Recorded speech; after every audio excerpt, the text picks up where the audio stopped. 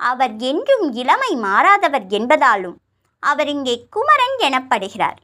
நெஞ்சே குறி என்ற சொல் சஷ்டி கவசம் படிப்பவர்களின் நெஞ்சத்தை குறிக்கிறது.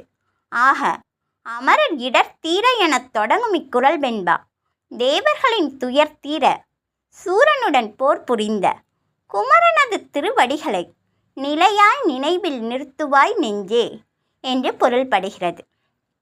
சூரபத்மன் ஈசனிடம் அவருடைய சக்தியை தவிர்த்து வேறு எந்த ஒரு சக்தியாலும் தனக்கு அழிவு நேரக்கூடாது என்று வரம் பெற்றிருந்தான்.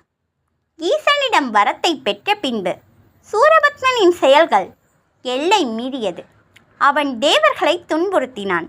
ஒரு சமயம் அன்னை பார்வதி தட்சனின் மகள் தாட்சாயினியாக அவதரித்திருந்தார்.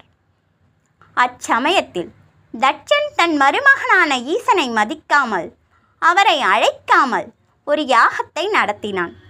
ஈசனை அவமதித்து நடைபெற்ற யாகத்தில் தேவர்கள் யாவரும் கலந்து கொண்டனர். அந்நிகழ்வுக்கான விளைவுதான் பிற்காலத்தில் தேவர்கள் சூரபத்மனிடம் சிக்கி தவிக்க வேண்டியிருந்தது. இடர்களை பொறுக்க முடியாத தேவர்கள் ஈசனை வேண்டி நின்றனர். அவர் தேவர்களின் நிலையை எண்ணி மனம் வருந்தினார்.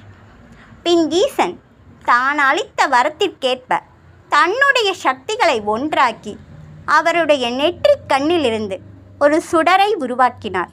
அச்சுடரே நம் முருகப்பெருமான். தேவர்கள் தவறிழைக்கும் போது அவர்களுடைய தவறை மன்னித்து அவர்களுடைய பிழையை பொறுத்தருளும் நம் இறைவன் அசுரர்கள் தவறிழைக்கும் போது அவர்களை அவதாரம் எடுத்து வந்து அழித்து விடுகிறார். ஏனெனில் தேவர்கள் தாங்கள் செய்த தவறை நினைத்து மனம் வருந்தி திருந்துகின்றனர். ஆனால் அசுரர்கள் எப்போதும் தங்களுடைய தவறை உணர்வதும் இல்லை, மனம் திருந்துவதும் இல்லை. அதனால்தான் அவர்கள் நம் இறைவனால் அழிக்கப்படுகிறார்கள்.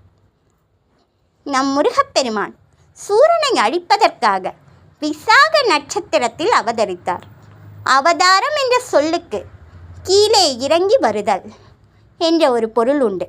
உலகில் அதர்மம் தலை தூக்கி தர்மம் நிலை தடுமாறும் போது மக்களின் துயர் துடைக்க இறைவன் ஏதோ ஒரு உறவில் அவதரித்து மக்களுக்கு நன்மை உண்டாகச் செய்வார்.